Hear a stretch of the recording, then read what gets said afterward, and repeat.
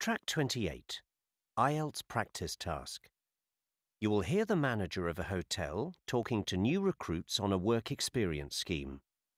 Look at the task, then listen and answer questions 1 to 5. Hello and welcome to Grangefoot Hotel. I hope you're going to enjoy taking part in our work experience programme this summer. I'm here to give you information and tell you about the key members of staff who you are likely to be dealing with. Naturally, you will each have a line manager depending on the part of the hotel you're working in and the nature of the work you'll be doing. But it's also important to know who's who and who's responsible for what areas. Now, one person you've already had dealings with is Damien Rose. He's in charge of recruitment and staff issues. Whether you're working in the kitchen or front of house, he's the person to go to if you have any queries about your salary or terms and conditions of service. Damien's office is behind reception on the ground floor, and he shares it with Clara Ford. Now, Clara's the person to go to for other financial issues, like anything to do with payments from guests or to suppliers. Clara doesn't deal with the details of guest bookings in terms of room allocation and special requests, but she does deal with quotes for events and for invoicing. If you're in the kitchen or the dining room, you'll need to liaise closely with Petra Snell. Now, Petra doesn't do the cooking, nor is she the head waiter, but rather she coordinates all of the activities concerned with providing food and drink to our guests, and she'll be taking direct responsibility for those of you on work placements in those areas. Similarly, Oliver Ansell has responsibility for large bookings, such as when the hotel is the venue for weddings and conferences. He makes sure that we all pull together to make those run smoothly. I'm sure you'll all be involved with some of those events in the next few months. And finally, that brings us to Luca Petronelli. Luca's in charge of front of house, so if you're working there, welcoming guests when they arrive, giving information about meal times, the payment of extras, etc., you'll certainly be working with him. So that just leaves me to...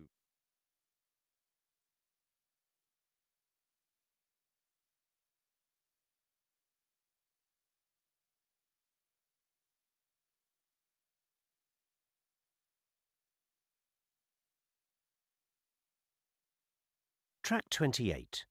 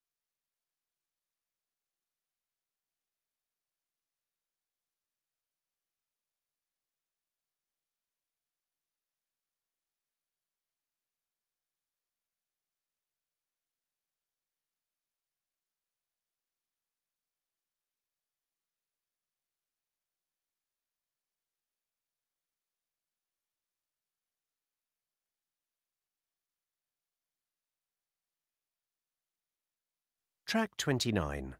Listening. Task Type 6. So, I've been looking at institutions in the area that offer basic courses in art appreciation and found there's quite a lot of variation, but no clear winner. Pilkington College offers a traditional course with a series of rather dry lectures from a variety of teachers, each talking about his or her specialist area. The coverage of topics is a bit random, therefore, with no attempt to cover a particular syllabus. I'd say go to Pilkington if you're looking to get access to its excellent library with its thousands of books and pleasant environment to sit and read, but perhaps not for the course itself. The City Study Centre has none of those resources, but its downtown location makes it the ideal choice for anyone dependent on public transport or hoping to go along after work. The course itself is almost wholly exam preparation, however, and so is not very suitable for beginners or those looking for an overview of the subject. Gladstone University offers art appreciation courses to the general public, which take place at weekends. The courses are organised as workshops in which participation is expected, which might not suit everybody, although the teachers are on hand to give lots of personal feedback and make sure things keep focused. What makes these classes attractive, however, is the systematic way all major artistic movements are covered, making it an excellent starting place for the beginner. Roseborough College offers online courses which focus on particular periods of art history. The flexible organisation means they're perfect for anyone wanting to specialise in one particular area, but less good for anyone doing an exam. Although there is the chance to get one-to-one feedback on individual assignments, the lack of face-to-face contact with a tutor is something of a drawback.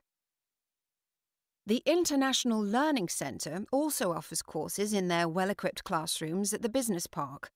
The location won't suit people who don't have use of a car, but the course itself is very focused. The syllabus is much the same as you'd find anywhere, but the combination of inspiring presentations on key topics and excellent online support and personal feedback on assignments really mark this course out as special. Finally, Bevington University offers part-time courses, but they're not cheap. In terms of prestige, this is the one to go for, particularly since you get a certificate at the end of it. The chance to study in these beautiful ancient surroundings whilst taking advantage of the purpose-built interactive classrooms is not to be missed, even if a rather narrow selection of artistic movements is actually studied on each programme of seminars.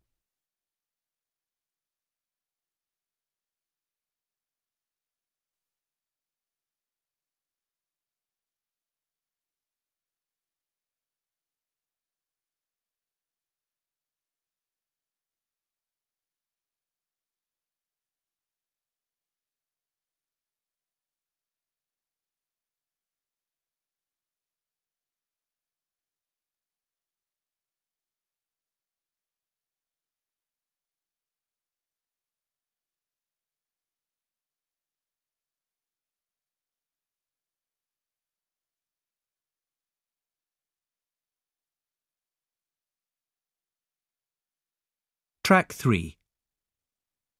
So, what are the differences between these four hotels? Well, the main difference is in the facilities they offer. The Hotel Sunshine is the only one which has a gym, and it's also got one of the top health spas in the area. It's next to a lake, so you can do water sports there. But if you really like sailing or water skiing, then the Highland Hotel would probably be the best place because it offers great instruction programs in these sports. Actually, I'm not a sporty person. OK. Well, what about the Hotel Carminia? It's a brand new hotel and it prides itself on its cinema and multimedia centre. And then there's the Royal. This one has a conference room, a meeting room and free computer access. But it's not really appropriate for children. There's not much in the way of entertainment. Well, I'm going on holiday, not to work, and it's just my wife and me, so I think we'll book with the Hotel Carminia, please.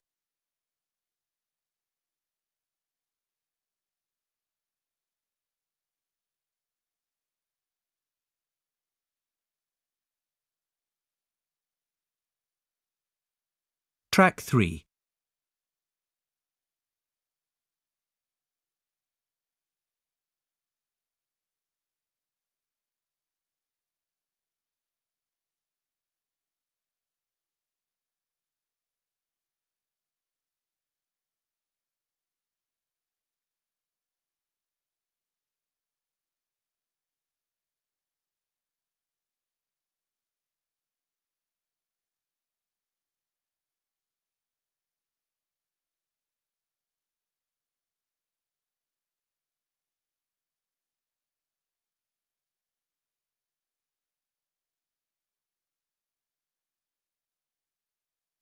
Track 30.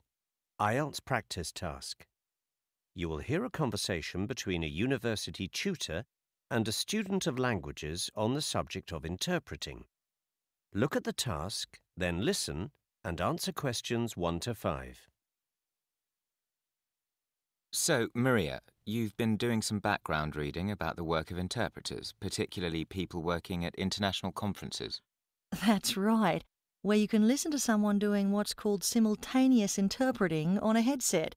So you hear the presentation in your own language, say English, at the same time as the speaker is giving a talk in his or her own language, say Spanish or Chinese or whatever. Right. So, what did you find out about the theoretical background? Well, I discovered that there are two main schools of thought, the Russian school and the Paris school, and they disagree about what is really important in this kind of situation. For the Russian school, for example, the most important thing is that the interpreter understands every word of the presentation, so that all the details and all the nuances of meaning can be communicated to the listener in the target language. For the Paris school, that's less important. They place emphasis instead on how well the interpreter can express the ideas in the language of the listener. So this would affect which language the interpreter needs to be better at. Exactly. The Russian school think you should be more proficient in the original language, whereas the Paris school think that proficiency in the listener's language is more important. And what about other research? Did you look at Kalina? Yes. Kalina has looked into the whole question of what represents quality in interpreting and how this can be measured. And she says there's always tension between accuracy and comprehensibility. In other words, correct language use and elegant style on the one hand, and getting the message across on the other. She concluded that a good interpreter was one who made sure that the listener understood exactly what the original speaker intended, whether or not the target language was completely accurate. She thought that should be the interpreter's principal goal. Okay. And did you look at Bueller's research? Yes. Bueller's study found that the concerns of interpreters and their clients did not always match. She found that interpreters were far more concerned with grammatical accuracy and a good delivery in the target language, whereas users of their services complained if there wasn't a logical flow of ideas, or if terminology was used incorrectly. And Donovan, did you look at his study? Yes, I did. He found that users of interpreting services often associated quality with a fluent, fast, and convincing speaker, and saw awkward intonation and hesitations as a sign of a poor interpreter at work, even if this wasn't borne out by the accuracy of the information they got across. Okay. So what conclusions have you drawn from your reading?